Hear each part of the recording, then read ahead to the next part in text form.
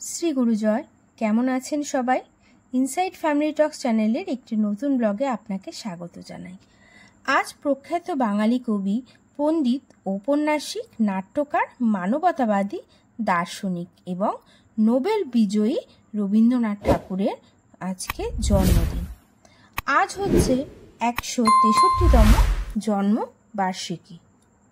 তো এই দিনটাকে স্মরণ করে এবং এই দিনটাকে সম্মান করে আমি আজকের ব্লগটা স্টার্ট করছি। আশা করি আজকের ব্লগটাও তোমাদের খুব ভালো লাগবে। তো সকাল সকাল চলে এসেছি সোনাকে স্কুলে দিতে।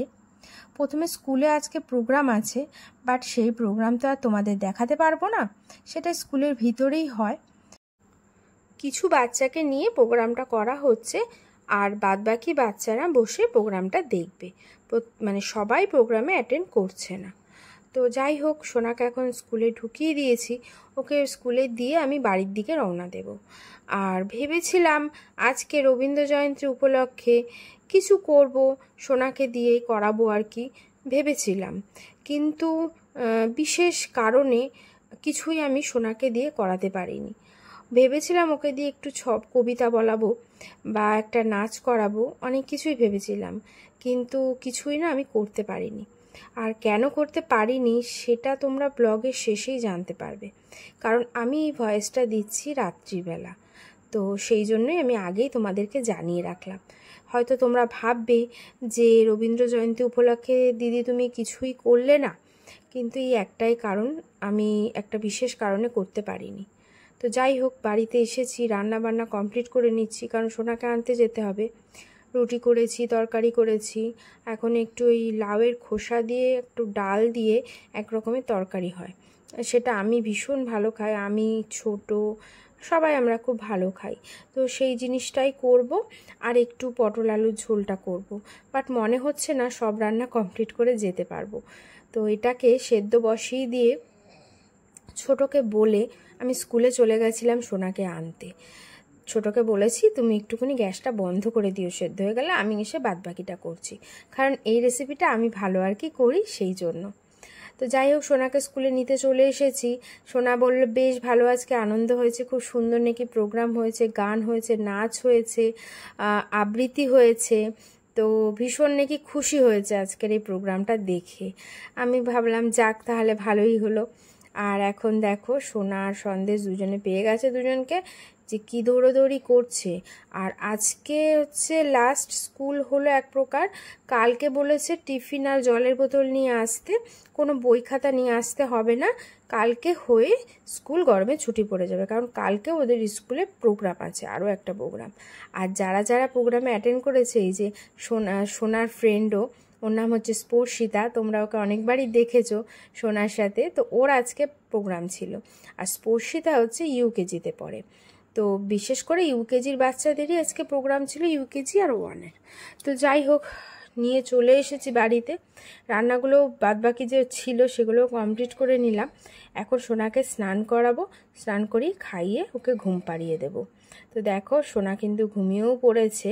আর এবার আমি খেয়ে নেব, খেয়ে আমি একটু রেস্ট নেব। Good evening.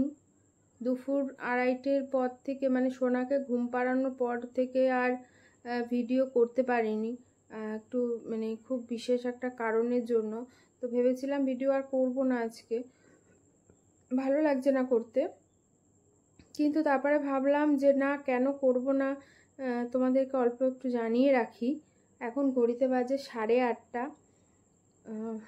ব্যাপারটা হচ্ছে, মানে আমার এক কাকিমা, আমার খুব ক্লোজ ফ্রেন্ড, তোমরা দেখেছো ওকে, ববি। ও আমার সোনার বার্থডেতেও এসেছিলো। আমি কিছুদিন আগে ওর মেয়েকেও দেখতে গেছিলাম। আমার সোনা, আমি গেলাম, ওর সাথে খেলছিল ওর মেয়ের সাথে। ও আর আমি, ববি আর আমি হচ্ছে 2 দিনের ছোট বড়। মানে আমি যেদিন হয়েছি তার 2 দিন পর ও হয়েছে। আর ওর মা আর আমার মা ভীষণ ক্লোজ ফ্রেন্ড, এবং আমি আর ও ভীষণ ক্লোজ ফ্রেন্ড। তো সেই কাকিমা আর কি বিশেষ কয়দিন হলো হসপিটালে ভর্তি আছেন। তো তোমরা হয়তো খেয়াল করেছো আমার ব্লগে, আমি বেশ কিছুদিন ধরে ছোট ছোট ব্লগ করছি, মানে 5 মিনিট 6 মিনিটের ব্লগ হচ্ছে। আসলে কাকিমা যেহেতু ভর্তি, শোনার পর থেকে না মনটা ঠিক নেই, কারণ যেদিন কাকিমাকে ভর্তি করেছে ববি সেদিনকে ফোন করেছিল আমাকে, ফোন করে ভীষণ কান্নাকাটি করছিল আর বলেছিল যে পিঙ্কি হয়তো মা আর বাঁচবে না। আমি কী বলছিস? বলছে হ্যাঁ মায়ের শরীর ভীষণ খারাপ, কিডনিতে প্রবলেম হয়েছে, ডাক্তার বলেছে ডায়ালিসিস করতে হবে, লিভারে প্রবলেম, লিভারে ইনফেকশন হয়ে গেছে, নিউমোনিয়া হয়েছে, হার্টেও প্রবলেম।